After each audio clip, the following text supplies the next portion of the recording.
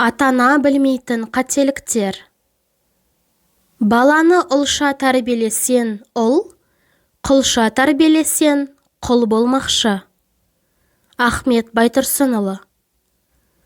Үлкен бала кішісіне әлімжеттік жасамауын қадағалау. Әй ұлым, сен ағасың ғой, ініне жақсы қара, немесе әй қызым, айналып кетейін, сіңіліне тиіспе.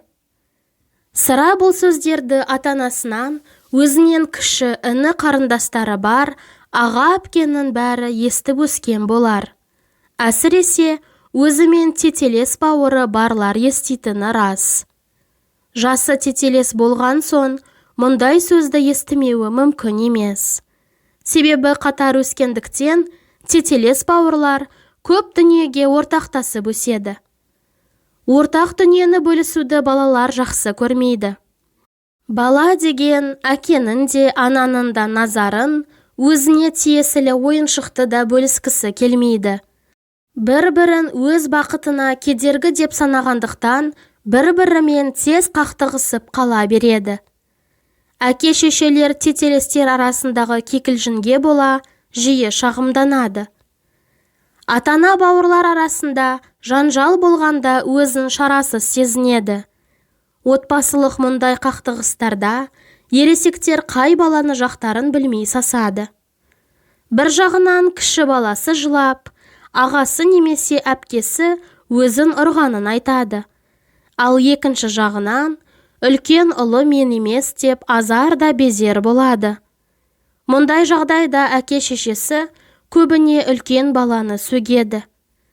Сен оның ағасы не әпкесі емессің бе? Оның не деп ұрсады.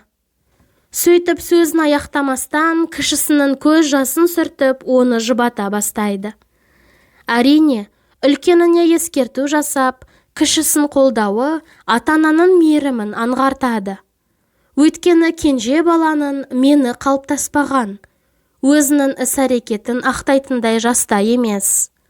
Сондықтан дереу кішісін қолдап, үлкенін ақылға шақырады.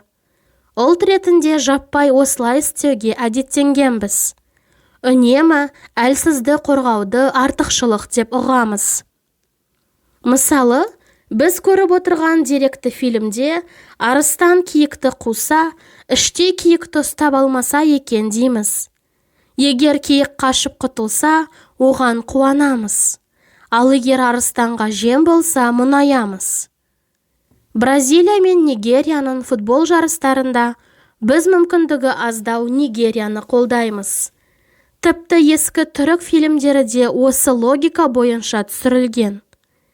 Еркісі фильмнің бір көрінісінде екіншісін қатты ұрса, бас кейіпкер араға араласып таяқ жеген кісіні құтқарады. Көрермен әлсізді құтқарғанына қуанады. Біз мәселеге бір жақты көзқараста боламыз. Мәселен, киіктің өмір сүру құқығы болған сияқты, арыстанның да өмір сүруге қақысы бар ғой. Бразилия футболға Нигериядан гөрі көбірек қаржы құйып шеберлігін шыңдады.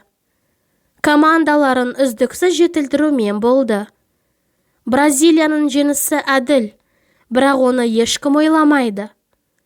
Түрік фильмінде таяқ жеген адам не үшін таяқ жегенін қаперге алмаймыз. Ұрған адамның да бір себебі бар шығар.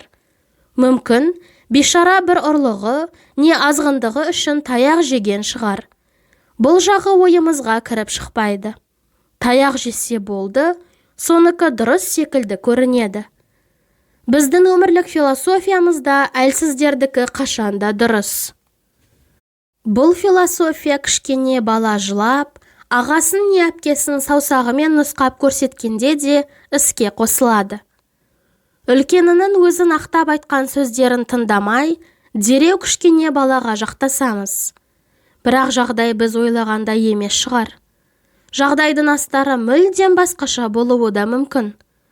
Қағажу көргені кіші бала емес, үлкені шығар. Мүмкін біз әділетсіздікке дем беріп жатқан болармыз. Баланың бойында ұжданның жетілуі жаспен тікелей байланысты. Жасы өскен сайын ұжданы да соншалық жетіле түседі. Жасы кіші баланың ұжданы да толық жетілмеген, әлжуаз болады. Мәселен, 3 жасар бала жаңа туған сәби бауырын көргенде қызғанышын жасыра алмай, анасына келіп, оны қоқысқа тастайық, тазалықшылар алып кетсін деуі мүмкін. Бұны естігенде анасы күліп, оны қоқысқа тастай алмаймыз, ол енді бізбен тұрады деп жауап қатады. Бірақ осындай сөзді 10 жасар қыз айтса, не айтып тұрсың деп оған ұрсуы мүмкін. Себебі 3 жасар баланың ұжданы енді жетіліп келе жатыр. Ол бейсаналы түрде солай айтуы ықтимал.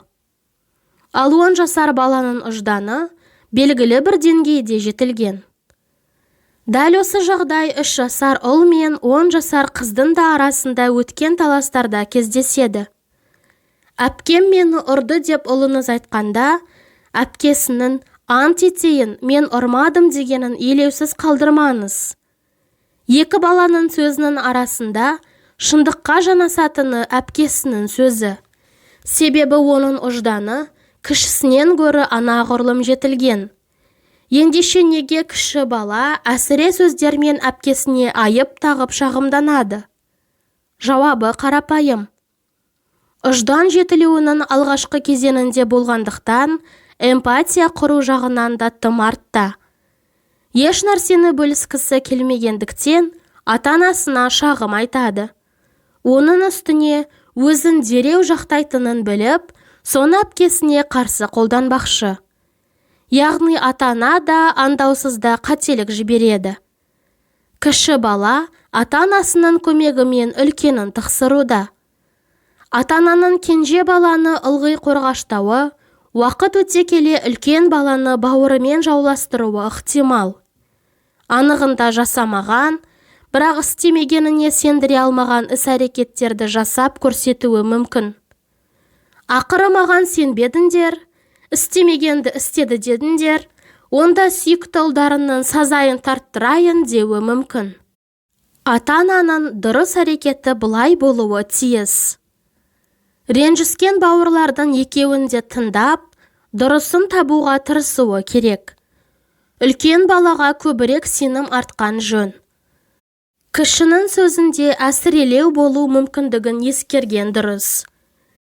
Балалардың көзінше біреуін екіншісінің сөзімен ренжітпеген ләзім. Ата-ана мейлінше ешбір тараптың сөзін сөйлемегені, тек әділетті шешім айтқаны дұрыс. Әке-шешесі бауырына жақтасса, екінші баланың реніші тек қызғанышқа ұласуы мүмкін. Осыны естен шығармау керек.